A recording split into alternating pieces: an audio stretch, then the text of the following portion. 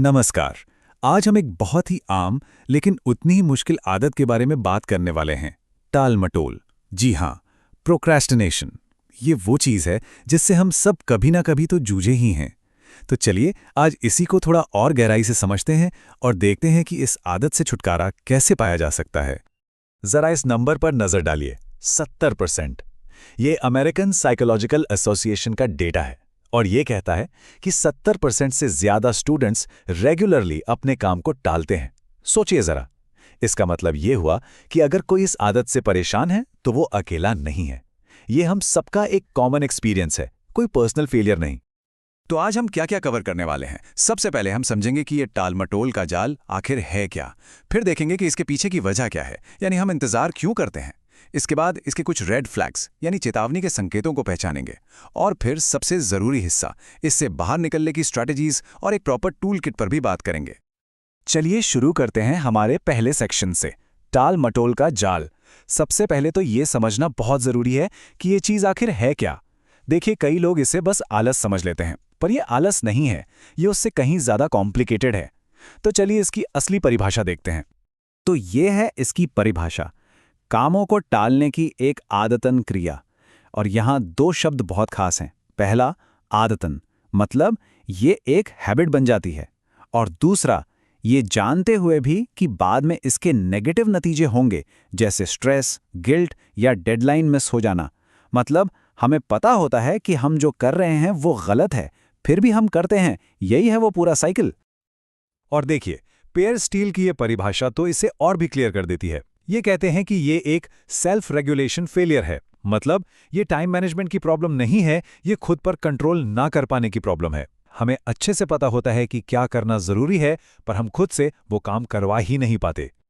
ठीक है, तो अब जब हम ये समझ गए हैं कि टाल-मटोल क्या है, तो अगला सवाल ये आता है कि हम ऐसा करते क्यों हैं। किसी भी प्रॉब्लम को सॉल्व करने के लिए उसकी जड़ तक पहुंचना जरूरी है ना। तो चलिए अब इंतजार के पीछे के क्यों को समझते हैं। इसके पीछे कई साइकोलॉजिकल कारण होते हैं। मतलब ज्यादातर वजहें हमारे मन के अंदर ही छिपी होती हैं, जैसे फेल होने का डर कि कहीं काम खराब ना हो जाए, या फिर परफेक्शनिज्म, मतलब जब तक सब कुछ एकदम परफेक्ट ना हो काम शुरू ही नहीं करना। और कई बार तो हम बस बोरियत या एंग्जाइटी जैसी फीलिंग से बचने के लिए भी जरूरी काम को टाल देते हैं और कुछ मजेदार करने लगते हैं। मन के अलावा हमारी कुछ आदतें और सोचने के तरीके भी इसकी वजह बनते हैं, जैसे प्रॉपर प्लानिंग की कमी, कोई फिक्स रूटीन ना होना, और वो सबसे कॉमन वाली गलती, ये सोचना कि अरे अभी तो बहुत टाइम पड़ा है, और फिर आखिरी मिनट पर सब कुछ करने की नौबत आ जाती है। ये तो हम सब ने कभी ना कभी किया ही होगा। और हाँ, सिर्फ अंदरूनी वजह ही नहीं, हमारा आसपास का माहौल भी बहुत बड़ा रोल प्ले करता है। सोचिए, फोन पर लगातार बजते नोटिफिकेशंस, सोशल मीडिया का स्क्रॉल, और जब हमने एक साथ बहुत सारे काम अपने सिर पर ले लिए हों, ये सारी चीजें मिलकर हमें काम शुरू करने ही नहीं देती। तो हमने वजह समझ ली। अब बात करते हैं कि इसे पहचाना कैसे जाए, इसके लक्षण क्या हैं, और ये एक स्टूडेंट और एक टीचर को कैसे दिखाई देते हैं, क्योंकि दोनों के लिए इसका एक्सपीरियंस बिल्कुल अलग होता है। ये स्लाइड मुझे बहुत दिलचस्प लगती है, क्योंकि ये एक ही सिक्के के दो अलग अलग पहलुओं को दिखाती है। एक तरफ है स्टूडेंट का नजरिया, वो अंदर ही अंदर परेशान हो रहा है, एंग्जाइटी बढ़ रही है, लेकिन बाहर से वो बहाने बना रहा है कि मैं प्रेशर में अच्छा काम करता हूं। और दूसरी तरफ है टीचर का नजरिया, उन्हें बस लेट सबमिशन, अधूरे काम और बहाने दिख रहे हैं।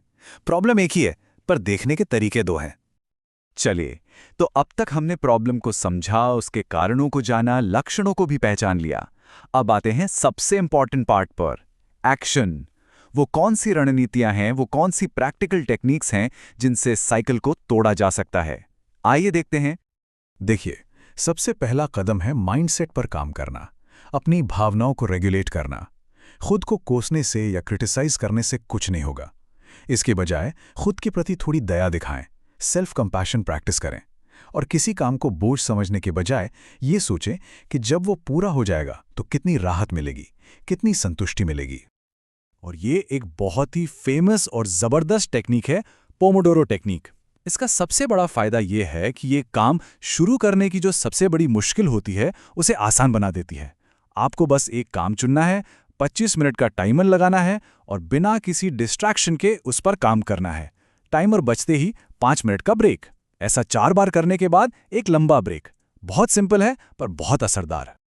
इसके अलावा कुछ और प्रैक्टिकल स्ट्रैटेजीज भी हैं, जैसे 2 मिनट रूल अपनाइए। अगर कोई काम 2 मिनट से कम में हो सकता है तो उसे तुरंत कर डालिए।